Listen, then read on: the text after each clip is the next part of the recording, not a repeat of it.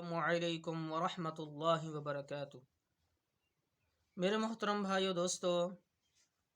آج کا جو ہمارا ٹاپک ہے کہ جوانوں کو نکاح کرنے کا حکم۔ نبی کریم صلی اللہ علیہ وسلم نے جوانوں کو نکاح کرنے کا حکم فرمایا۔ آپ نے مشکوٰۃ شریف میں حدیث ہے، بسم اللہ الرحمن الرحیم، عن عبداللہ بن مسعود رضی اللہ تعالی عنہ، حضرت عبداللہ بن مسعود رضی اللہ تعالی عنہ سے روایت ہے، قال فرمایا کہ قال رسول اللہ صلی اللہ علیہ وسلم،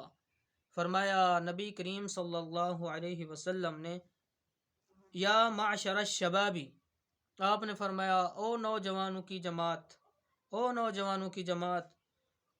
من استطاع منکم الباۃ، آپ نے فرمایا کہ جو تم میں سے طاقت رکھتا ہے لوازمات مجامعت کے، اپنی بیوی کو نفقہ خرچ اور حق مہر دینے کی طاقت رکھتا ہے، پھر آپ نے فرمایا فلیتزوج، پس اس کو چاہیے کہ وہ نکاح کرے، پھر اس کو چاہیے کہ وہ نکاح کرے، فإنہ، پھر آپ نے فرمایا بے شک وہ نکاح کرنا اغض للبصر، زیادہ نیچا رکھتا ہے، چھپاتا ہے یہ نظر کو، نظروں کی حفاظت ہے، پھر آپ نے وَأَحْسَنُ لِلْفَرْجِ، اور زیادہ حفاظت کرتا ہے شرمگاہوں کی،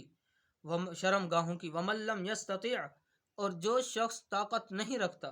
استطاعت نہیں رکھتا، نہ بیوی کو خرچہ دے سکتا ہے، غریب ہے، نہ حق مہر دینے کی طاقت ہے، فَعَلَيْهِ، پس وہ لازم پکڑے اپنے اوپر بالصوم، 7 روزوں کے، پھر آپ نے فرمایا یہ روزہ رکھے، کیوں؟ اگر روزہ رکھے گا تو یہ پھر اس کو بیوی کی خواہش نہیں ہوگی، فَإِنَّهُ، پس بے شک وہ روزہ رکھنا لہو، واسطے اس آدمی کے، آپ نے فرمایا وجاء، خصی کرنے کا اس کو فائدہ دے گا، یعنی روزہ رکھنے سے پھر اس کو جو ہے اپنی جو خواہشات ہیں نفسانی، اس کے اوپر یہ قابو میں رہے گا۔